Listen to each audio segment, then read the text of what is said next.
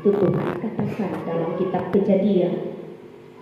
Karena itu Tuhan dia jadikan penolong kepada manusia, yaitu Adam. Dia jadikan penolong yang sepadan.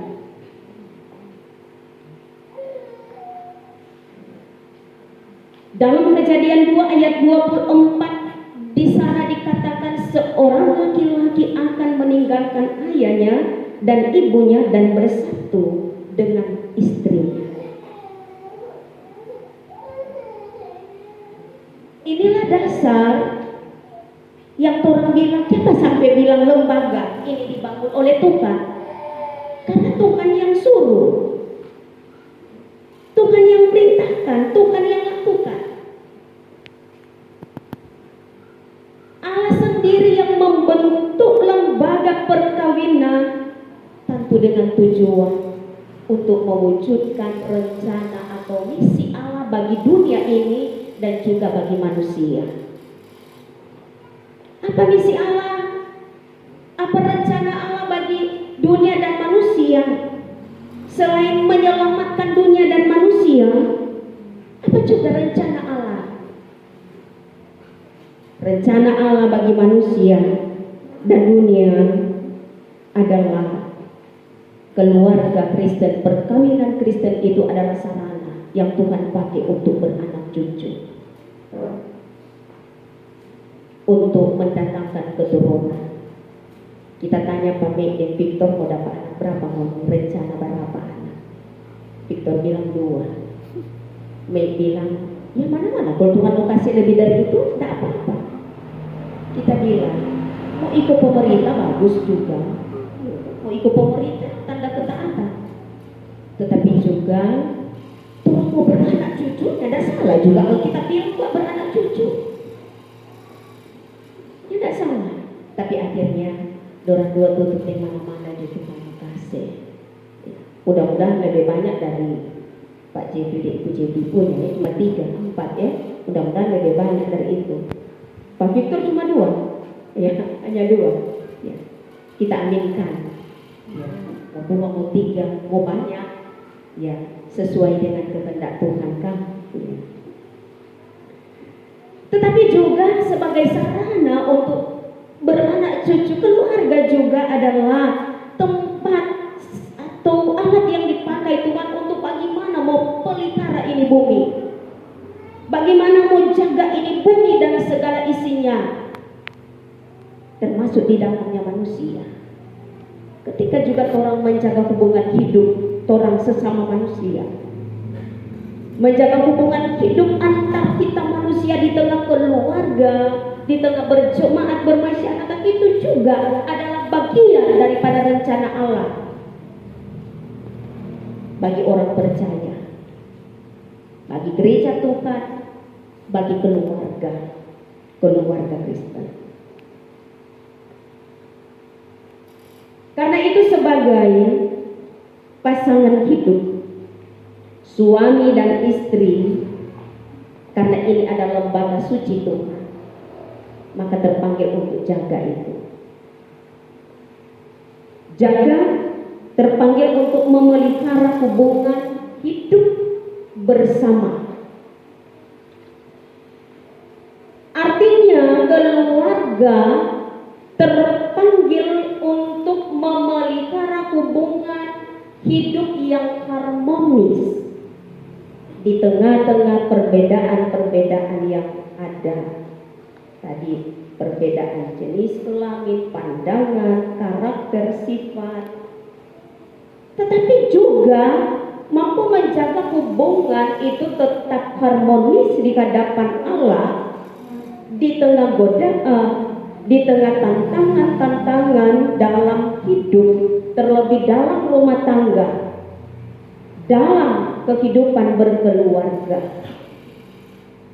Nah, untuk menjaga hubungan itu maka tentu diperlukan keteguhan dari orang-orang percaya, kekokohan daripada orang-orang percaya. Teguh dan kokoh dalam hal ini adalah di dalam iman. Karena itu mari orang mau belajar Dalam Injil Matius 7 ayat 24 sampai 27, pengajaran Yesus tentang bagaimana menjadi orang yang kokoh, bagaimana menjadi orang yang teguh di dalam iman. Dikatakan dalam Alkitab bahwa menjadi orang yang kokoh, berdiri kokoh, tetap tegar, tetap kuat, tidak roboh, tidak rubuh, tidak hanyut, tidak jatuh,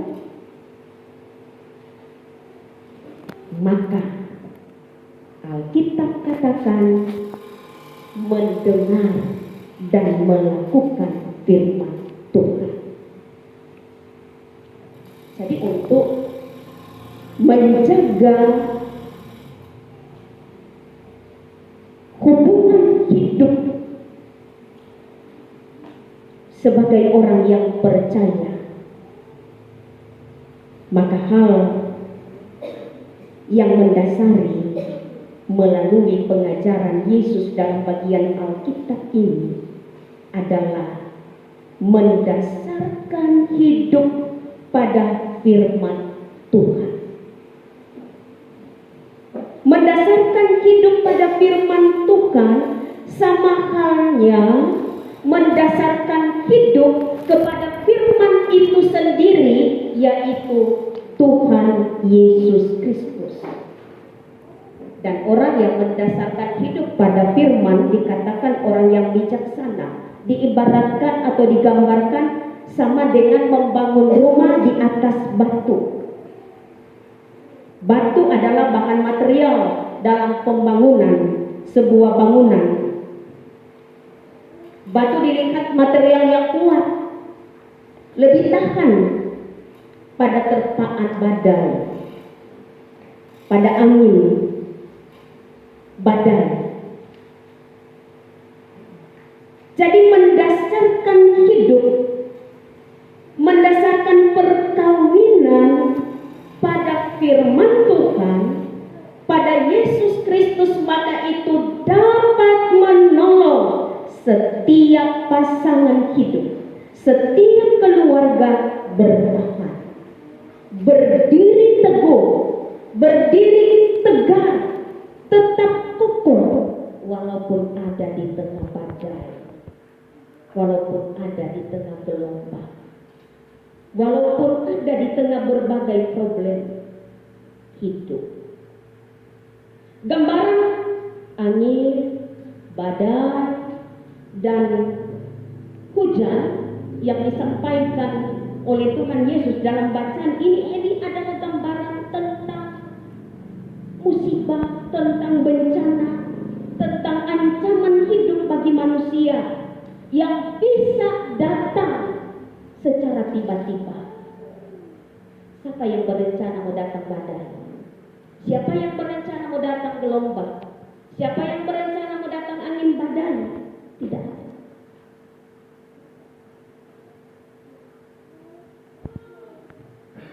Bencana bisa berupa kesukaran-kesukaran. Bencana bisa berupa kesulitan-kesulitan. Bisa berupa pergumulan-pergumulan dalam hidup. Entah itu dari segi ekonomi, segi pekerjaan, entah itu dari segi kesehatan, entah itu dari segi kesetiaan, yang bisa saja terjadi secara tiba-tiba dalam hidup kita orang percaya, bahkan dalam hidup keluarga, dalam hidup rumah tangga. Dan kalau kita ada dalam situasi ini bisa goncang, bisa menggoncang kehidupan orang-orang percaya, bahkan bisa juga menghancurkan hidup dari orang-orang yang percaya. Saudara-saudara, Tuhan Yesus sangat mengasihi kita orang yang percaya kepadanya.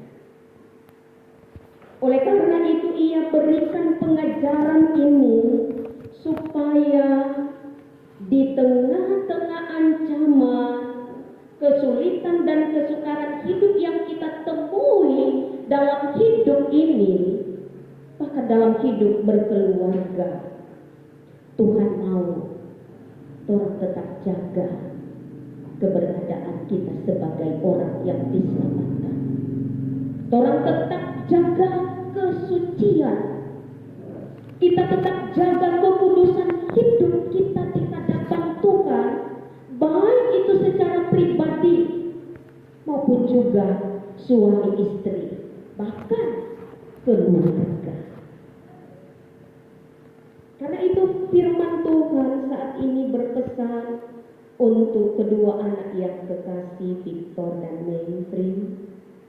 Ketika Tuhan berkenan bagi kalian berdua untuk mempersekutukan kamu berdua dengan mempersatukan kalian sebagai suami istri, maka ingatlah bahwa keputusan yang kalian ambil bukan sesuatu yang mudah untuk dijalani.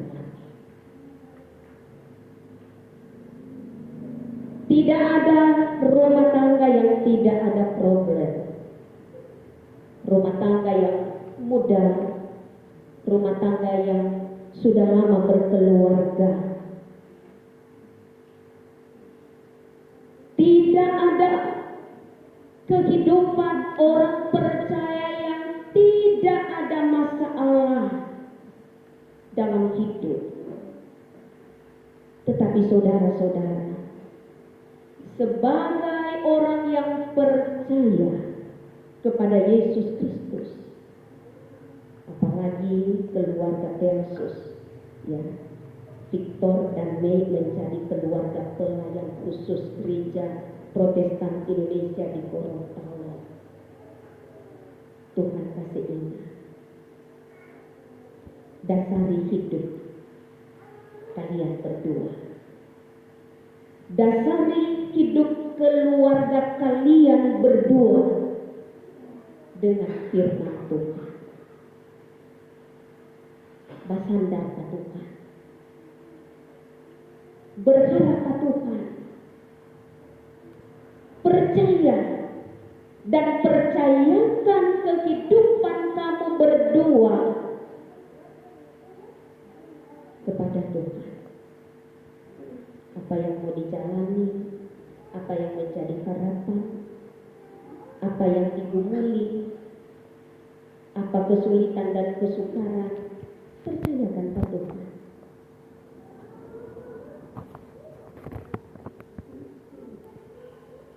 Bersandar, berharap, percaya kepada Tuhan adalah tanda tidak akan menyerah. Tidak mudah mau menyerah pada situasi yang tidak baik.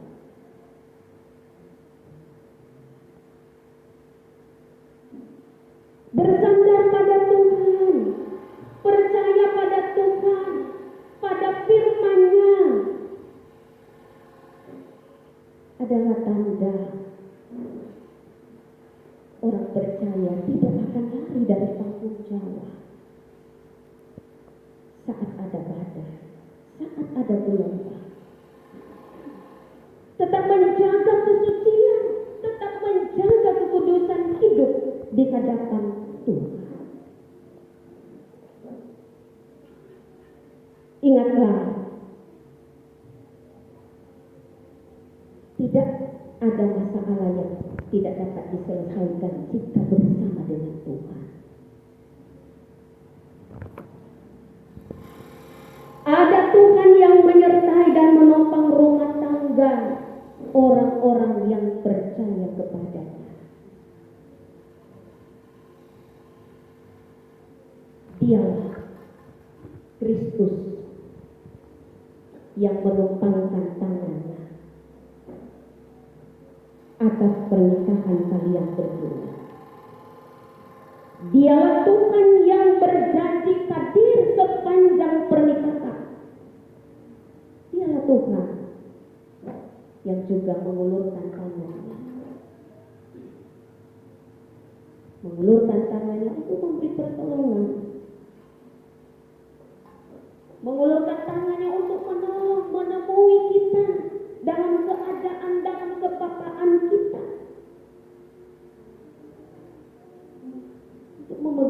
kita dengan terang, supaya kita dapat melewati badai kehidupan, supaya kita dapat melewati kesukaran dalam hidup. Percayakan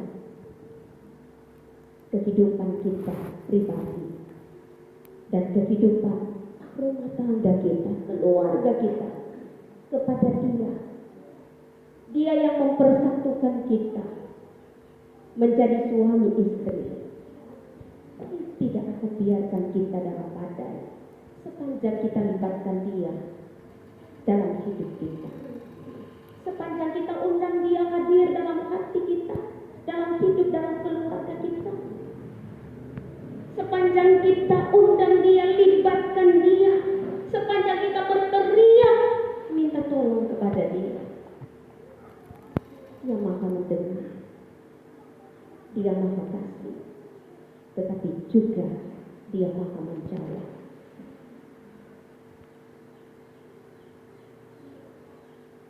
Untuk setiap persoalan, untuk setiap pergumulan hidup kita.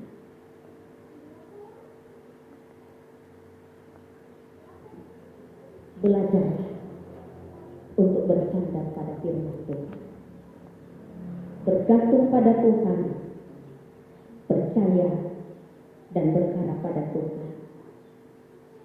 Maka niscaya kebahagiaan hidupmu,